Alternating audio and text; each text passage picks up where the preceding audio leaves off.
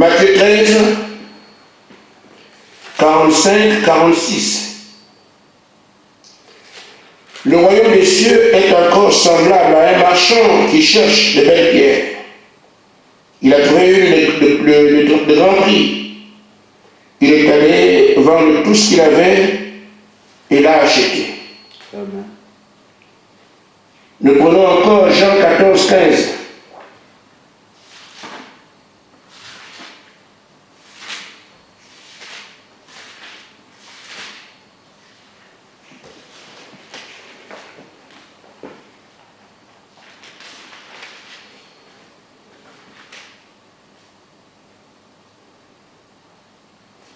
Si vous m'aimez, gardez mes commandements, et moi, je prie le Père, et il vous donnera notre consolateur, afin qu'il demeure éternellement avec vous l'esprit de vérité, que le monde ne peut recevoir parce qu'il ne le voit point, ne le connaît point.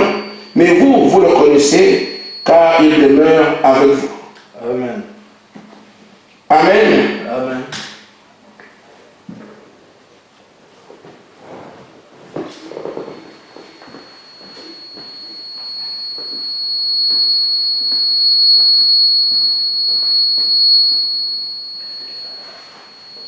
Je pense que ce soit ça, parce que même quand le téléphone n'est pas là, ça siffle.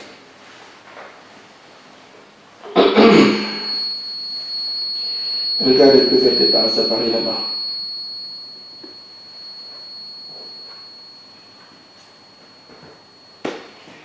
C'est parce qu'il y a un sifflement, c'est pour ça que je traîne un peu.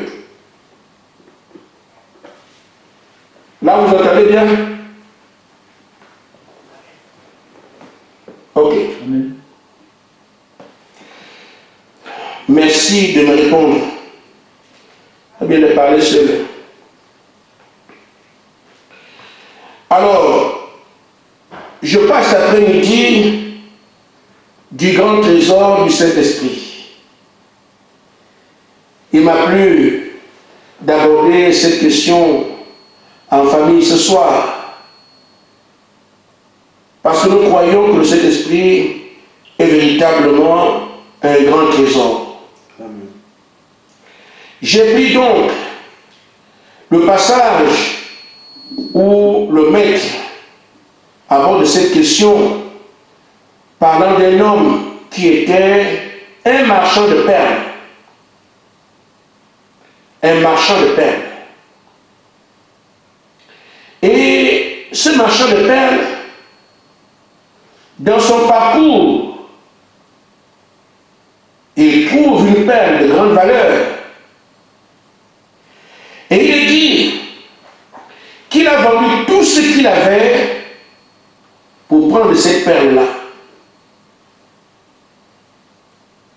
Et on ne dit pas qu'il a vendu les autres perles qu'il vendait pour s'acquérir la nouvelle qu'il avait trouvée. Il a vendu tout ce qu'il avait, avec les perles qu'il vendait, plus ses maisons, tout ce qu'il avait. Cela montre la valeur que la nouvelle perle avait. Une perle pour lui, incomparable. Une perle pour la même personne, spéciale. Une perle particulière. Au point qu'une fois qu'il a vu cette perle-là, toutes les autres perles ont perdu leur éclat. Et même tout ce qu'il avait a de la valeur pour s'en guérir. Et le Seigneur dit, c'est ça le royaume des cieux. Il est comme ça. Or, qu'est-ce que le Seigneur dit? Il dit, cherchez le royaume des cieux premièrement. Ça relève encore les choses derrière. Cherchez premièrement le royaume des cieux, le reste des choses nous seront données par-dessus. La perfection de la parole. Le royaume des cieux. Il faut maintenant dire, le royaume des cieux consiste au Saint-Esprit. Voilà pourquoi j'ai parlé du Saint-Esprit comme étant ce trésor ultime. Mais est-ce que l'homme aujourd'hui arrive à réaliser ce que le Saint-Esprit est? Nous devons le comprendre, nous. Nous sommes obligés, parce que c'est là notre élément. Ces choses essentielles, dont l'intérêt est dégagé ici par l'attitude de celui qui en comprenait la valeur, par le rang que le Seigneur donne au Saint-Esprit, on banalise ça sur la terre en ce moment. Quelqu'un qui est dans le péché, Jésus habite en moi. Un voleur, Jésus habite en moi. Un escroc, j'ai le Saint-Esprit. Un bandit, j'ai le Saint-Esprit. N'importe qui en parle aujourd'hui comme si le Saint-Esprit était une chose banale. On n'en a pas en considération aujourd'hui. Les gens ne considèrent pas le Saint-Esprit. Ils ne savent même pas que le Saint-Esprit, le mot Saint-Esprit, Saint et Esprit. C'est ça le Saint-Esprit. Saint et Esprit. Amen. En d'autres termes, un esprit qui est saint. Et c'est seul Dieu qui est comme ça. Amen. Amen. On en comprend plus la valeur aujourd'hui. Mais regardez alors, quand le maître parle du Saint-Esprit, où est-ce qu'il le place? Il dit, cet homme était un marchand de perles. Donc quelqu'un qui veut la valeur des choses, il vend les perles avec lui. Mais quand il a croisé cette perle spéciale, non seulement il vend tout le reste des perles, qui sont aussi des perles, il vend tout, il vend en plus tout ce qui lui appartient. Ça veut dire qu'il accorde une valeur particulière à cette perle-là. Amen. Le Seigneur sait qu'on doit s'habiller. Il sait qu'on doit manger, on doit acheter des avions, on doit acheter des maisons. Il sait, il a été sur la terre, il a vu les maisons des rois.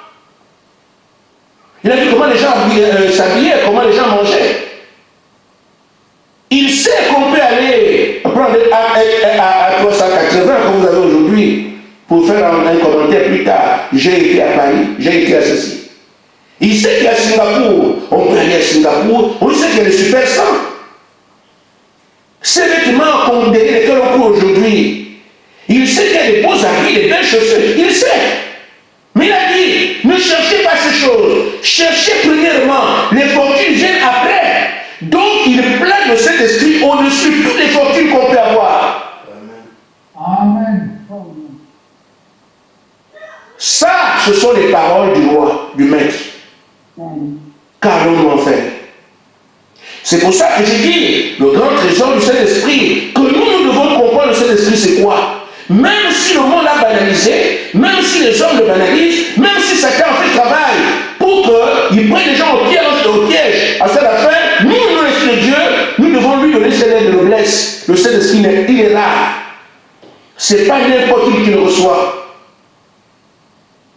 Nous devons le comprendre, nous. Ainsi, en réalité, c'est quoi le Saint-Esprit? Frère Branham dit que le Saint-Esprit, c'est ce dans quoi Dieu a placé toute bénédiction matérielle comme spirituelle. Amen. Toutes les bénédictions que Dieu peut accorder à un homme se trouvent dans le Saint-Esprit. Tout se trouve là. Et là, nous pouvons parler comme Jésus. Dans le Saint-Esprit, moi, le Père m'a toujours exaucé. Donc quand tu vas avoir quelque chose là, quelle est cette chose qu'un homme du Saint-Esprit peut demander de ne pas avoir? Ça n'existe pas. Tout se trouve dans le Saint-Esprit. Tu ne peux même pas adorer Dieu avant d'avoir le Saint-Esprit. Tout se trouve dans le Saint-Esprit. Et c'est pour ça que Frère Branham dit, dans la brochure, pourquoi le Saint-Esprit a été donné, à la page 52, au paragraphe 57. Je réclame avec votre attention. Oh, mes chers amis, partout dans ce pays et dans cette petite ville, si seulement avec ma voix humaine, je pourrais placer dans votre cœur l'importance de recevoir le Saint-Esprit,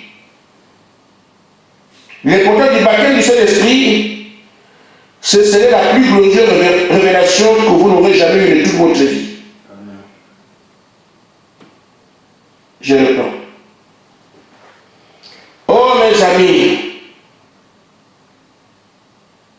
mes chers amis de partout dans ce pays, dans cette petite ville, si seulement, avec ma voix humaine, je pourrais placer dans votre cœur l'importance de recevoir le baptême du Saint-Esprit, ce serait la plus glorieuse révélation que vous ayez jamais eue de toute votre vie. Vous voyez là où le prophète place le Saint-Esprit? Vous faites comprendre l'importance du Saint-Esprit est la plus grande révélation de toute la vie d'un homme. Or, aujourd'hui, on l'a banalisé. Et c'est Satan qui fait exprès qu'il en soit ainsi. Et c'est pour ça, à mes frères, à mes sœurs, à nous qui sommes enfants de Dieu, on veut nous dire que comprendre le Saint-Esprit, c'est quoi? C'est la plus grande révélation qu'un homme n'a jamais eue de toute sa vie. Le diable banalise, les gens piétinent, mais les filles de Dieu ont les yeux ouverts pour comprendre. Mais ce qu'on rejette là, mais c'est là que c'est la vie. C'est un seul don faire une grâce que Dieu nous fait. De nous faire comprendre le Saint-Esprit c'est quoi. Et surtout, il a choisi de nous placer dans le réveil, le dernier, là où on peut puiser le Saint-Esprit. Parce que le Saint-Esprit vient toujours à travers un réveil, toujours. Quand les gens l'ont reçu, on peut le voir quand on voit la pyramide des âges et quand on voit le chandelier d'or. Je n'ai pas de tableau ici, mais on peut comprendre ces choses. Le chandelier d'or, c'est quoi? Il y a 7 lampes.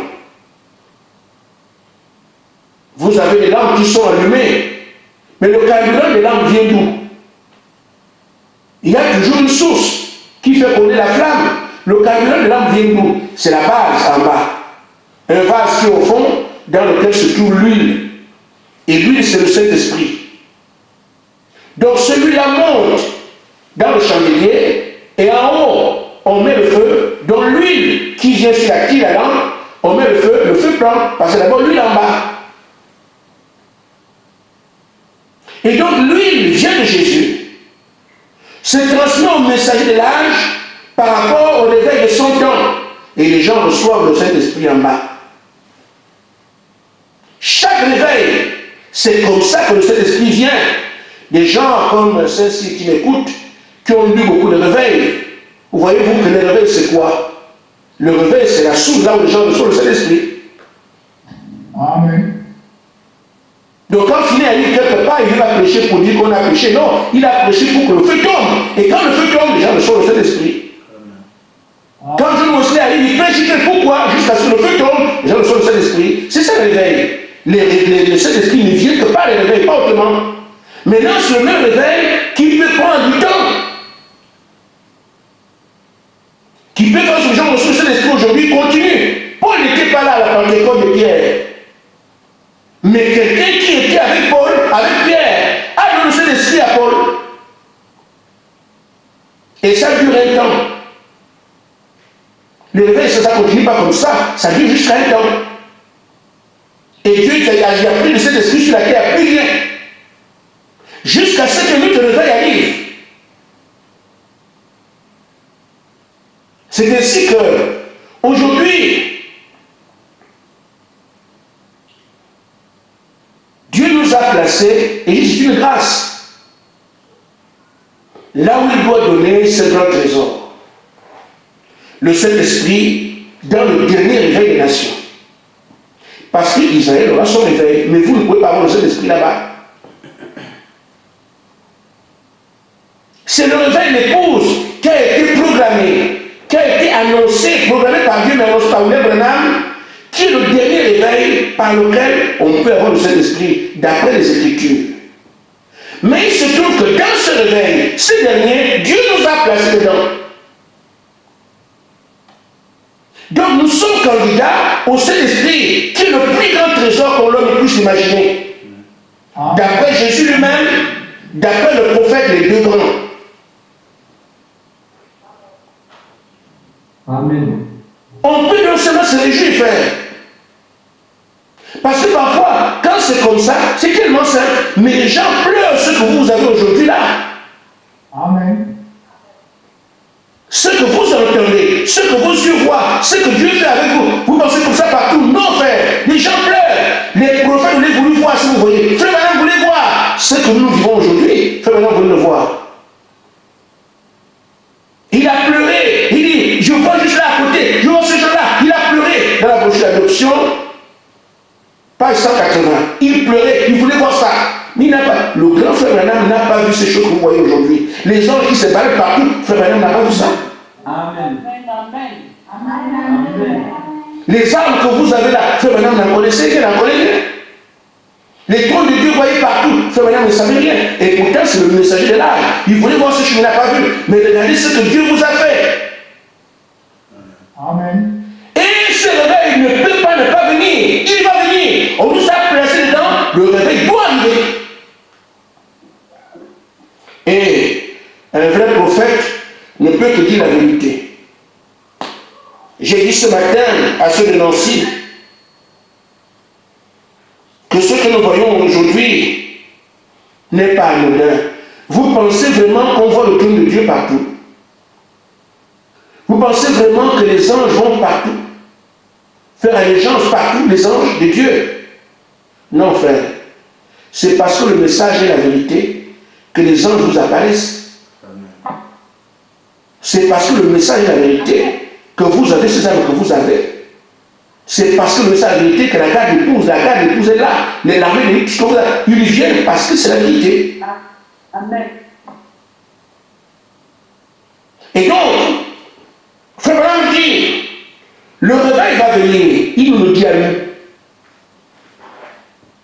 Amen. Dieu l'a promis. Oh! Vous, fils de Dieu, transportez-vous dans cette sphère, là-bas, sans peur, sans peur. Prenez Dieu au monde. Donc, nous ne pouvons pas ne pas voir le Saint-Esprit descendre. Frère, madame, c'est une certitude, le réveil va venir. Amen. Donc, ce grand trésor, qui n'est comparable à aucun autre, il nous est annoncé. Il n'est pas annoncé comme arrivant au Rwanda. Il est annoncé comme descendant parmi nous. Amen. Amen. C'est ça qu'il faut comprendre. Il n'est plus annoncé aujourd'hui comme certaines des brochures. Nous ne savons pas où ça se passera. Cette brochure est partout sur la terre. Les gens lisent, ils ne comprennent rien. Ils disent que ça viendra, ça viendra. Mais quand nous parlons de ça, nous ne parlons pas de ça, ça viendra comme ça. Nous savons que comme ça vient, alors c'est nous qui attendons. Amen. Parce qu'on nous a placés dessus. Amen. Alors frère, voyez quelle grâce. Je crois franchement que quel que soit ce que nous traversons, quand on pense à cela, nous pouvons être joyeux tout le temps. Amen. Amen. Malheureusement, les manquements de la terre, les choses de la vie arrivent à étouffer le bonheur que produit le fait que tu as été élu, choisi pour avoir le plus grand trésor. C'est qu'on n'en connaît pas la valeur. Amen. Amen. Amen. Amen. Si seulement nous connaissions la valeur et nous comprenons là où nous sommes aujourd'hui, ne pas avoir de nourriture ne serait pas un problème. Ne pas avoir de voiture ne serait pas un problème. Ne pas avoir, je ne sais pas quoi, ce ne serait pas un problème. Parce qu'on a mieux. Amen. Et être là pour dire, ce mieux-là, je veux l'avoir. Amen. Amen. Oh frère, je vais continuer en disant ceci. Frère Madame dit que nous devons être heureux comme il dit. Et du simple fait que vous ayez besoin du Saint-Esprit, soyez déjà joyeux. Parce que nous pensons qu'en parlant du Saint-Esprit, tout le monde avait vraiment. Non. La parole dit heureux ceux qui ont soif et faim de la justice de Dieu, ils seront rassasiés. Ceux qui, ça veut dire qu'il y en a qui ne sont pas dedans. Et quand vous avez soif du Saint-Esprit, comme vous l'exprimez là, vous pensez que tout le monde est comme ça, mais il y a des gens qui n'en ont rien à cirer. Ce n'est pas leur affaire. Même à l'église, même dans l'église ici, ils sont là, mais ce n'est pas leur affaire. Ces sorciers-là qui viennent pour combattre, qu'on n'ait pas le Saint-Esprit. Pourquoi ils sont là pour le culte qu'on ait le Saint-Esprit? Non, ils sont là pour empêcher qu'on l'ait. Je n'aimerais vraiment pas être à leur place, c'est vraiment, mes frères, mesurez seulement la grâce que vous avez, que vous êtes là pour le chercher, alors que celui que tu appelles la sœur, lui il est là pour que vous ne l'ayez pas. Vous essayez de voir. Il y a qui sont à l'église là, à Nancy ici, qui sont là, rien que pour empêcher que le Saint-Esprit vienne. C'est leur affaire. Dieu t'a choisi toi pour dire, moi je veux l'avoir. Et rien qu'entre vous là, la différence. Tu n'as pas été à l'école pour ça. Tu n'as pas acquis ça dans le magasin. L'élection. C'est ce qui fait que leur dit, faut pas qu'il ait, faut pas qu'il ait. En tout cas, je ferai tout pour les empêcher. Je sors la nuit, je vais envoyer les maladies. Lui, il bosse pour ça. Mais toi aussi, tu l'as dit, Seigneur, pense à moi. Seigneur, j'ai mal fait, j'ai besoin de me repentir. Seigneur, aide-moi, il faut que je sois sanctifié. Seigneur, mais tout mon travail. Mais dans quel sens va le travail que tu fais?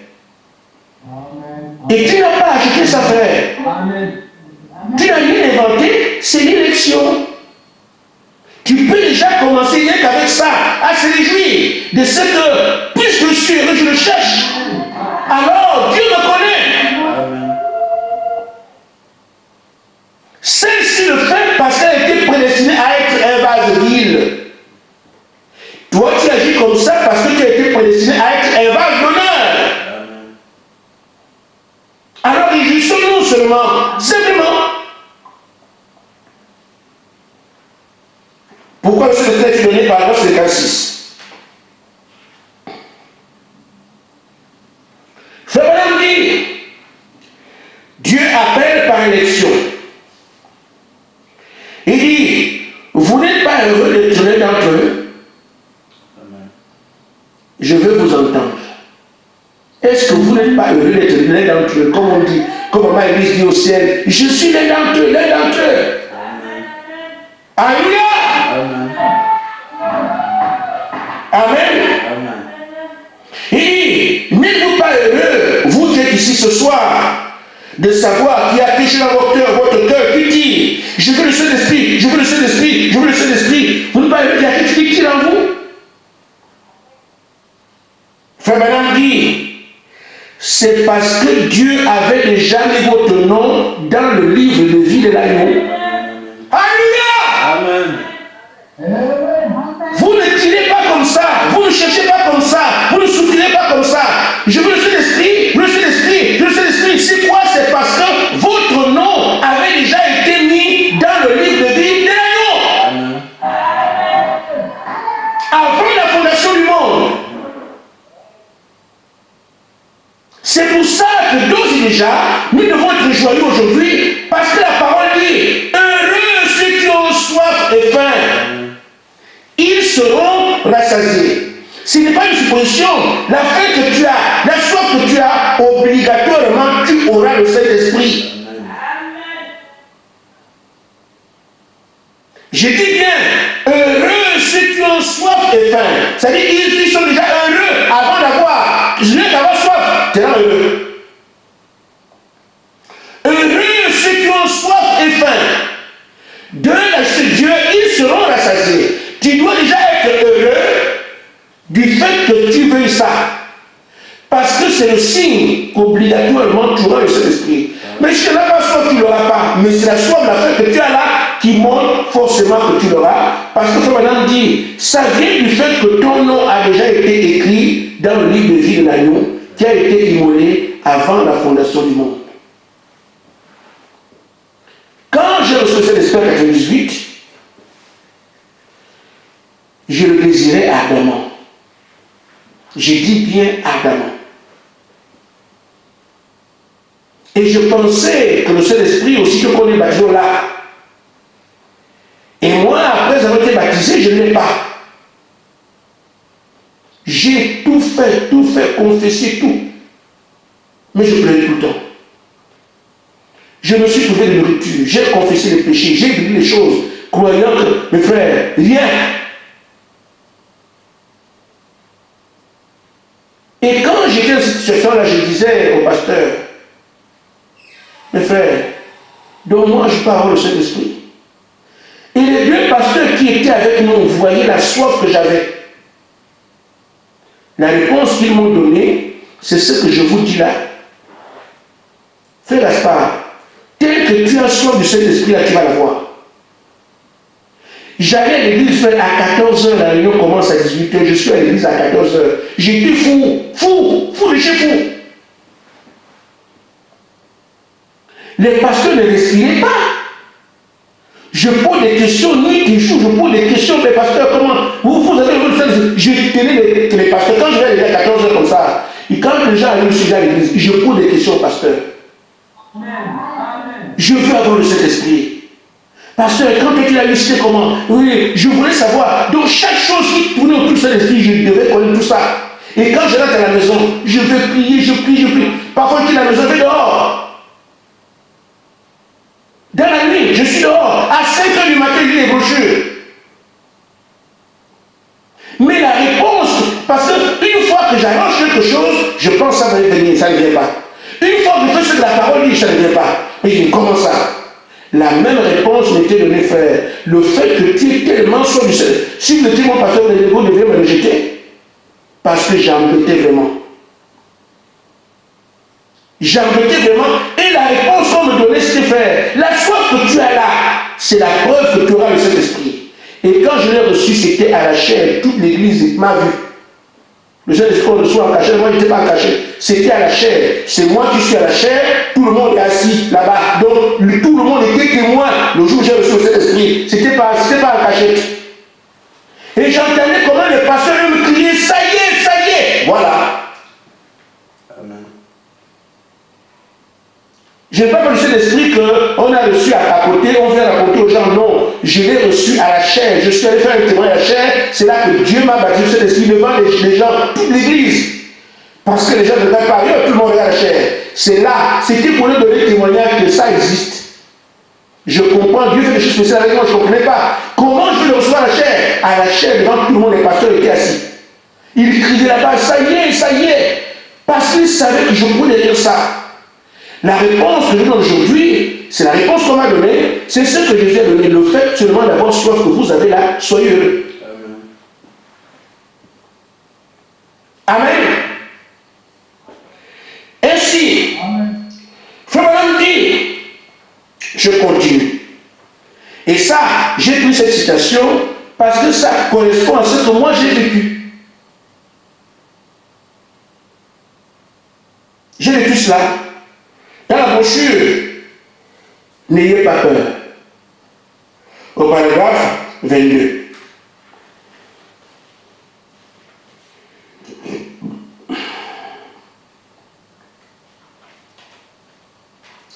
Frère dit, généralement, Dieu vient auprès de ceux qui ont soif et de ceux qui en veulent vraiment, qui veulent vraiment s'emparer de lui. Étant dans un poussé à bout. Vous comprenez ce que ça veut dire? Amen. Voilà. Il vient généralement auprès des gens, ceux qui ont soif et qui veulent vraiment s'emparer de lui, étant dans un poussé à bout. Ça veut dire qu'ils veulent vraiment. Amen. Et j'étais vraiment, frère, dans ce que je vous dis, c'était un poussé à bout. Et quand je ne m'attendais plus à ça, c'est là que je l'ai reçu parce que j'ai tout fait et fatigué. Tu attends quelque chose pour un jour. J'attends le Saint-Esprit, une fois baptisé, que le lendemain je vais la voir. Ou le jour même, ce jour la passe.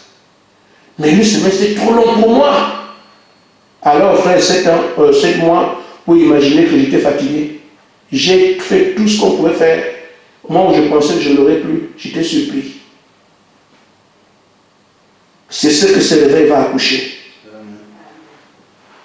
Comment vous pensez que notre Dieu nous a oubliés? Boum. Alléluia! Amen. Amen. Donc, le poussé pour lequel on est aujourd'hui, prier, jeûner, 40 jours de jeûne, faites seulement, frère, faites seulement. Mais le plus important, ce n'est pas construire des trucs en même temps. Rester en construction permanente. Parce que parfois, on se reprend aujourd'hui, demain on tombe encore. Frère, même si tu relève-toi vite. Construisez, ne soyez pas fatigués. Tu construis, tu tombes, tu reviens, tu tombes, tu reviens, tu tombes, tu reviens. Un jour, ça payera. Amen. Amen. Sinon, le pousser à bout, comme je dis. Tu as tout fait, tu attends, tu es fatigué, tu ne sais plus quoi faire. C'est là.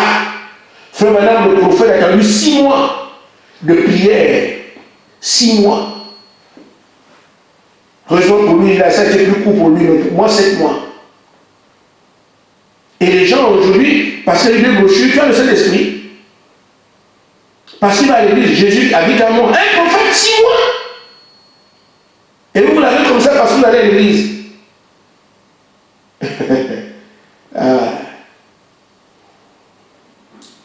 Alors, pendant que se pousser à bout et que nous avons vraiment soif, parce que je crois, frère, depuis qu'on a été demandé la frère, c'est le pousser à bout qui s'installe. Ne vous posez pas de questions, frère. Tout le travail que vous avez fait. Maintenant, expliquez-moi pourquoi maman est aussi alors qu'elle n'a pas reçu cet esprit. Expliquez-moi pourquoi. C'est que le travail qu'elle a fait depuis toutes ces années, Dieu l'a considéré. Amen. Et elle dit, le Seigneur m'a fait miséricorde, il m'a fait grâce. En d'autres termes, elle ne devait pas aller là-bas. Elle ne devait pas aller au ciel. Mais le Seigneur lui a fait grâce et miséricorde parce qu'elle a tellement souffert qu'elle a dit, Seigneur, je ne peux plus. Je ne peux plus continuer le combat qu'ils font, je suis fatigué. Et le Seigneur a exaucé. Il nous a dit, j'ai exaucé votre soeur, mais pas vous. Elle est dans la gloire aujourd'hui, et pourtant elle n'a pas reçu le Saint-Esprit. Mais qu'est-ce qui s'est passé? Le travail qu'elle a fait a été considérable. Mais il serait dramatique que le Saint-Esprit arrive et que tu ne l'as pas reçu. C'est que ton travail n'a pas été considéré. Parce que Abraham a cru. Mais la preuve que Dieu reconnaissait qu'Abraham a cru, il a reçu la circoncision. Nous sommes des croyants.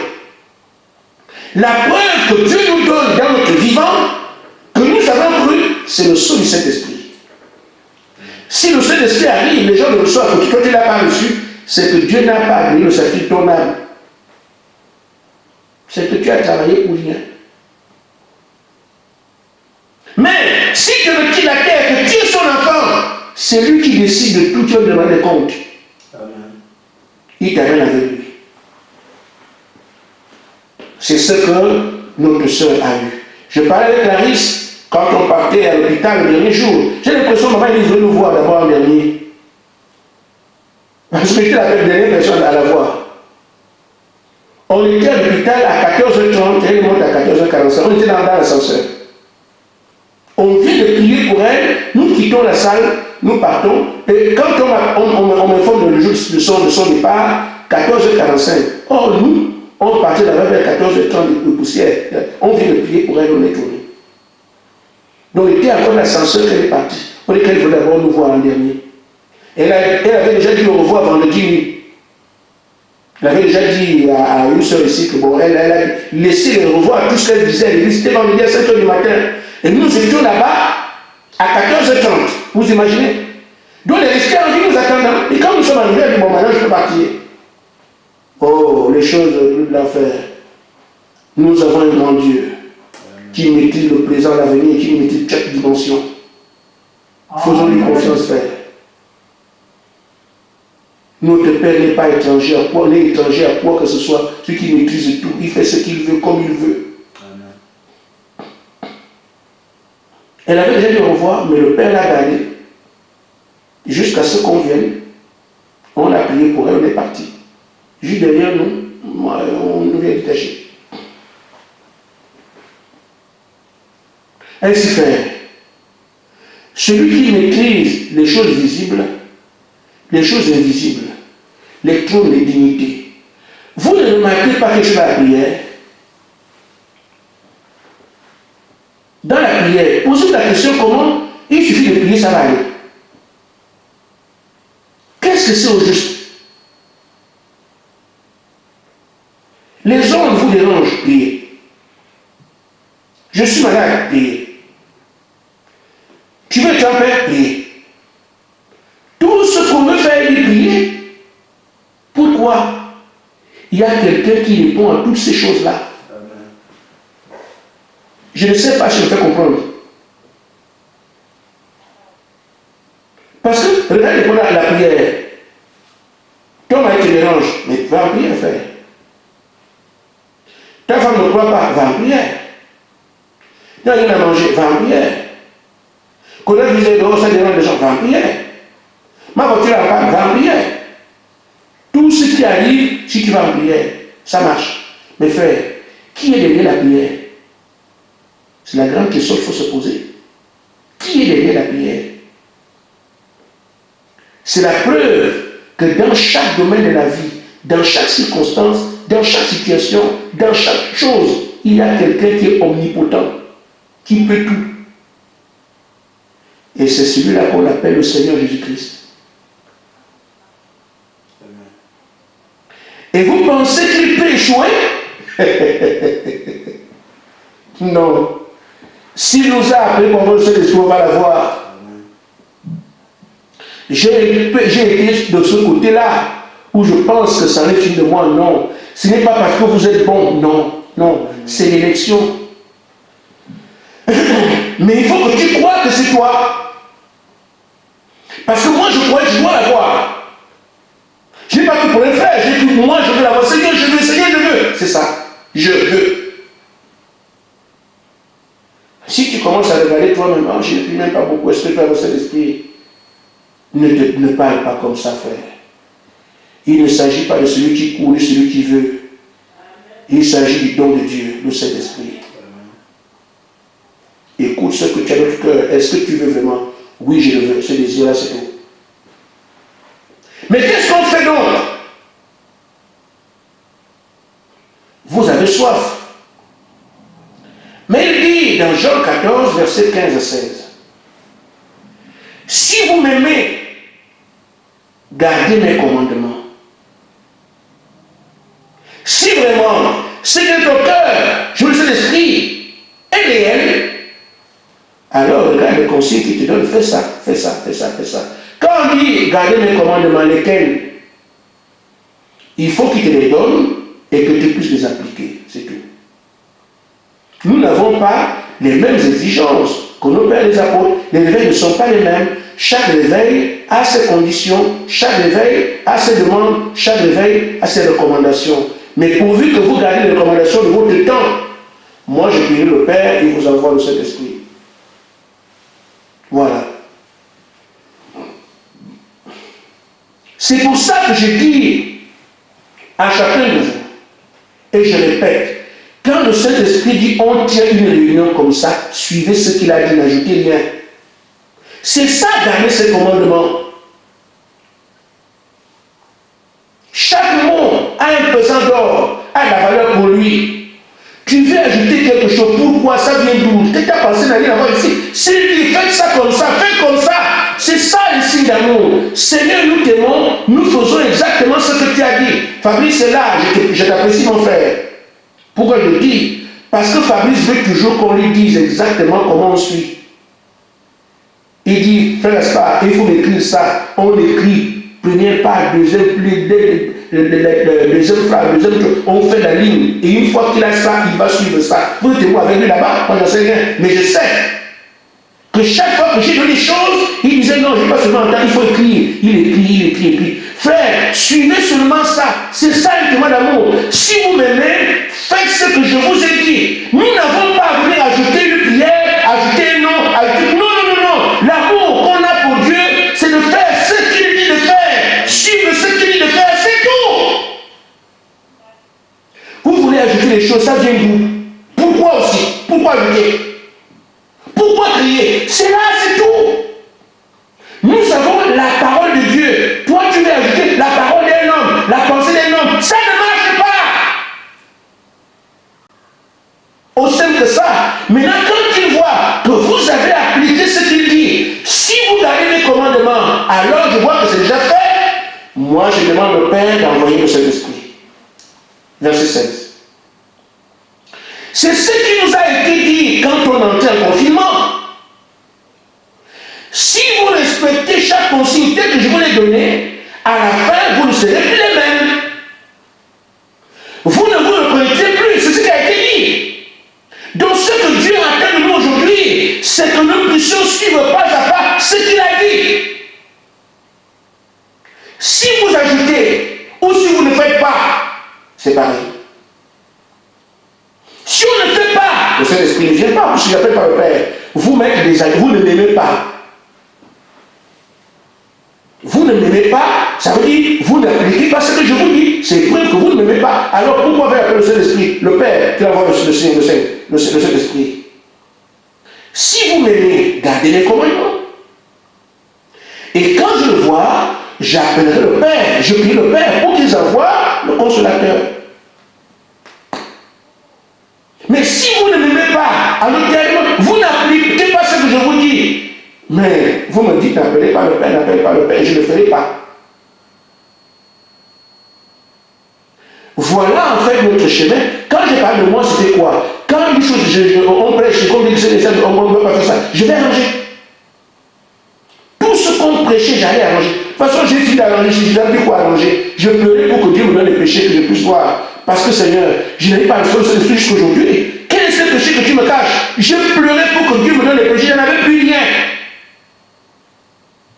Pourquoi? Parce qu'à chaque prédication, il y a quelque chose, je vais arranger. J'ai fait quelque chose, je me suis dit quelque chose, je vais arranger. Je me rappelle quelque chose, je vais arranger. J'ai tout arrangé au point que nous ne savons plus quoi confesser.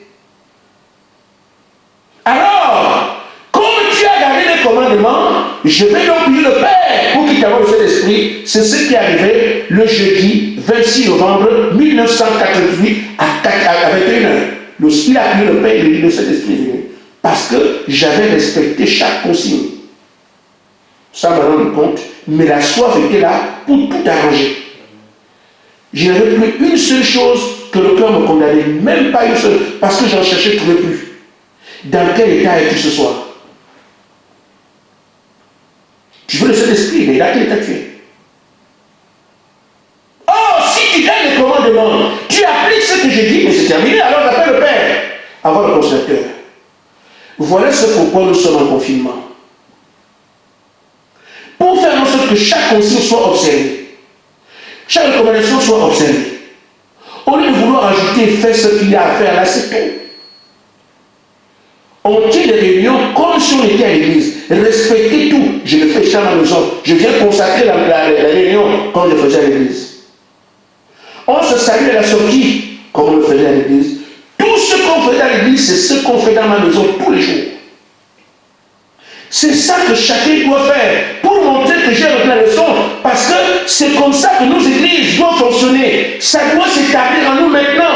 C'est ce qu'il veut voir. Est-ce que je peux maintenant les envoyer? Est-ce que la chose a pénétré?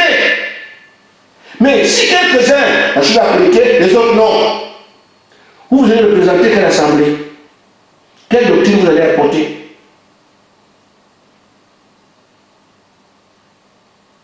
Toutes ces choses ont un sens. Mettez-vous debout, ça a un sens. Inclinez votre tête, ça a un sens. Gardez silence, ça a un sens. Acclamez le Seigneur, tout ça a un sens. Mais si vous ne faites pas ces choses comme on dit de faire, vous allez représenter ce nouvel enseignement que vous seuls vous avez. Et les autres vont aller suivre, mettez-vous debout, acclamez le Seigneur, faites le silence, c'est ça, c'est ce qu'on va aller montrer aux gens demain. C'est ce qu'on demande de suivre aujourd'hui. Amen. C'est tout, c'est tout, c'est tout, c'est tout ce qu'on vous dit. Parce que vous devez avoir quelque chose de construit en vous, que vous allez présenter au monde demain. On chante comment? Voilà comment on chante. On fait la chambre de Dieu comment? On vous montre comment on l'a fait. Comment on tient une réunion. Et quand le pré-service, comment c'est comme ça, c'est tout ce qu'on est en train de faire là. C'est l'école de cela. Pour que quand nous sortons, nous avons la manière. Parce qu'on n'a pas fait comme les catholiques. Les catholiques savent ce qu'ils font. Les musulmans ont un programme qu'ils appliquent. Les pentecôtistes ont la manière d'aller à l'église, la manière de faire à l'église. C'est ça qu'on parle. Ils célèbrent le culte. Comment? Nous apprenons ici à voir comment l'épouse va célébrer les réunions du Seigneur Jésus-Christ. Donc quand vous arrivez, vous faites quoi en premier? On fait ça. Frère Madame a dit de cantique, on fait ça. Après, on prie. Après la prière, on donne un cantique, on amène encore un autre cantique, on demande l'offrande. Après, on prie. Après, mettez cela, prions ensemble. C'est tout ce cérémonial-là, c'est ça là, qu'on doit appliquer. Parce que c'est ça qu'on doit exporter demain. Mais si toi tu cries autre chose, on vous dit, priez à la maison, imposez-vous les mains. Toi tu dis, non, moi, imposez les mains, non. Quand on dit imposez-vous les mains, ce genre de prière va revenir demain, frère. Parce que nous allons au combat. Quand les gens sont trouvés chez eux, est-ce que les pasteurs seront partout pour prier, pour imposer les mains aux gens? Mais dans les familles, dans les gens là où les gens se retrouvent, ils s'imposent les mains là. Vous la prenez aujourd'hui, mais si vous ne le faites pas, demain vous allez compter quoi? Dans les prières de la famille, on vous montre comment vous tenir les mains. Parce que l'unité, c'est ça la force. Si vous ne vous tenez pas les mains, quand vous avez une prière familiale, frère, chacun seul. Suivez mes commandements. Et moi, quand je vois que je l'ai déjà fait, je demande au Saint-Esprit de venir. Les gens sont en prière, en train de faire le chant. Vous faites le chant. Il n'y a pas que les chants. Après les chants, vous priez. Et quand on prie en famille, on se met à genoux, se tient les mains. C'est ce qui a été dit. Si vous ne faites pas ça, vous faites ça aujourd'hui, vous devez le faire quand? Vous risquez d'apporter au monde une adoration que lui ne connaît pas. Il a dit, quand les gens font les chants, c'est un temps, en même temps la prière aussi. Après les chants, mettez-vous à genoux. Ça sert à quelque chose et prier. On peut aussi prier debout. Oui, mais on ne fait pas ça. On se met à genoux. Après les chants, quand vous avez fini de chanter, le silence a un sens. Vous allez prier là, ça a un sens. Après, chanter victoire pour moi, ça a un sens. Amen. Si vous ne faites pas ça, il voit que vous n'avez pas encore suivi mes commandements. Alors il attendra jusqu'à ce que ça arrive, il appelle le Père. Mais il veut appeler le Père, il veut dire que c'est proche. Mais il regarde, est-ce que je vais faire ce que j'ai dit? C'est seulement ça faire. Le Saint-Esprit n'est pas un problème pour nous, j'ai toujours dit ça. Parce que nous sommes élus. Notre problème, c'est nous-mêmes. Pourquoi ne pas suivre simplement les consignes qui sont... Il n'y a rien dedans, ce n'est pas les militaires. Les soldats militaires, les Français, les Africains, les militaires qui font l'armée. Les enseignants sont vus. On ne peut pas les supporter. Mais nous, on demande de dire ici les particuliers. Et ça complique quand même. Notre problème, c'est là. Si dans chacune de nos maisons, on appliquait les consignes telles qu'on a demandé, je ne sais pas si la sœur Amélie prie encore pour les enfants, pour les consacrer avant les réunions, je ne sais pas si elle fait ça. Oh, c'est ça qu'il faut continuer à faire. Avant chaque réunion, la sœur prie pour les enfants, consacre les enfants. Parce que c'est là que tu as la main dans la chose. Mais si on dit non, on est en confinement, je ne vais pas consacrer les enfants, alors on ne priera pas le Père. Parce qu'on veut que tu gardes ça en main, que c'est comme ça qu'on fait. À chaque réunion, même dans la maison, vous consacrez les enfants. Je ne sais pas si la sœur a me dit, prie encore pour la maison pour la protéger. On va dire, comme on est à la maison. Non, nous sommes là pour montrer que nous sommes en train de répéter des choses qu'on doit vivre demain. Nous sommes en répétition. Mais si elle ne fait pas ça aujourd'hui, elle ne garde pas le conseil de l'Église, vous voulez que le Saint-Esprit vienne comment? Oh, chaque femme a le mandat de sécuriser la maison. Chaque maman a le mandat de consacrer les enfants avant d'aller à l'église. Si elle a oublié aujourd'hui, voyez où on est? Parce que peut dire non, là on est en confinement. Non, on vous a dit, vous faites exactement ce qu'on faisait quand on allait à l'église. La même chose. C'est pour voir si vous avez gardé la main sur les recommandations qui ont été données, qui sont la manière de célébrer Jésus-Christ dans le dernier âge. C'est ça qu'on nous a donné. C'est ça. La manière de célébrer Jésus-Christ dans l'épouse, par l'épouse. C'est celle-là qu'on nous a donné. Si vous ne faites pas ça, on ira dire quoi demain? Mais maintenant, chacun peut reposer. Je suis encore là à faire poser des questions. Si vous avez la main sur quelque chose, posez des questions, on revient dessus. Parce qu'il veut voir que si ces recommandations sont observées, alors il prie le Père dans le Saint-Esprit. Nous sommes là. Et pendant que nous sommes en train de faire, il faut que le rythme tienne aussi. Parce que pas on commence aujourd'hui, on oublie demain, on commence. Non, non. Quand ça pénètre que c'est déjà assis, on ne peut plus oublier. Accueillons-nous. Ça veut dire que nous sommes déjà habitués à ça. Nous savons que c'est automatique. Là, ça devient nous. À ce moment-là, c'est terminé. Parce qu'on sait que tu sois seul, tu sais déjà comment on adore Dieu. Tu sais comment on sert Dieu. Comment tu as une réunion de prière à la maison, une réunion de prière ensemble, comment tu as un peu, quand quelqu'un vient chez vous, qu'est-ce qu'on fait? Mais les gens viennent chez vous, vous ne priez pas. Ça veut dire que vous avez oublié. Mais quand quelqu'un vient chez vous, priez! Voilà. Parce que demain, nous allons sortir, les démons vont vous visiter. Mais si vous avez l'habitude de prier, quand quelqu'un est chez vous, alors vous serez en sécurité, chassant les démons. Or, une seule personne peut être un conteneur d'esprit et venir chez vous, se faisant passer pour un frère. Si vous n'avez pas l'habitude de prier pour les gens qui viennent chez vous, vous serez une passerelle. Or, ici, dans cette période-là, c'est ça. Quelqu'un vient chez vous, vous priez pour lui. Ils voient que là, ils ont compris. Comme ça, quand les démons vont les chercher demain, ils sont déjà bien entraînés. Mais si vous ne faites pas ça aujourd'hui, vous avez oublié. Vous voulez que vous avez le Saint-Esprit comme ça, et que le réveil arrive, les gens viennent chez vous n'importe comment, ils viennent vous déranger. Oh Seigneur, les démons sont chez nous. Mais dans le réveil, frère, les démons qui viennent, ce n'est pas les amis. Ce n'est pas un jeu. Hein? Le fait qu'on est seuls ici qui travaillent sont dans le monde de Satan, tel était l'avantage. Vous montrez que les gens qui ont les démons ne sont pas, non pas les corps sur la tête. Ce sont ces sœurs qui chantent très bien là. Et ces gens-là, quand ils viennent, sont très doux et gentils. Mais si vous avez l'habitude de prier pour les gens qui rentrent chez vous, vous serez toujours à l'abri. Regardez si vous observez les commandements, alors vous pouvez vous attendre à ce qu'il dit le Père. Dit Père, c'est déjà bon. Frère, nous pouvons anticiper la sortie, comme on peut aussi la tenir. Le problème, c'est nous-mêmes.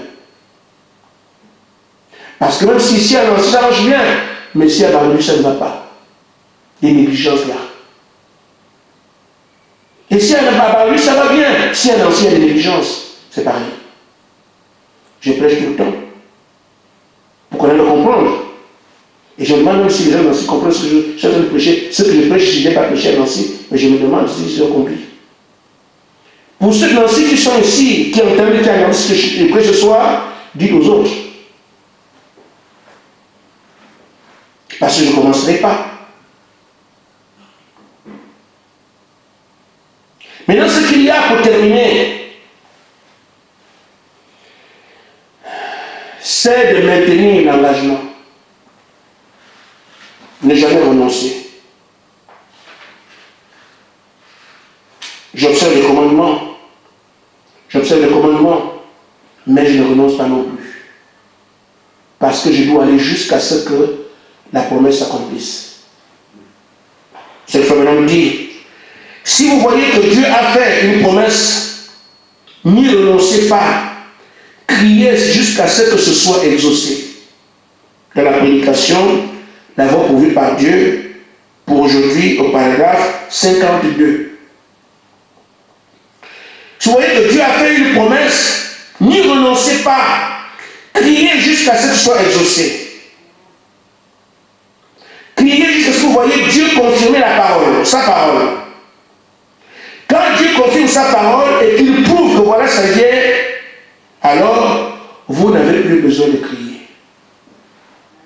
C'est la dernière chose que j'avais à vous dire. Le principal étant que nous voulons le Saint-Esprit, mais il a dit comment le faire, comment vous envoyer ça.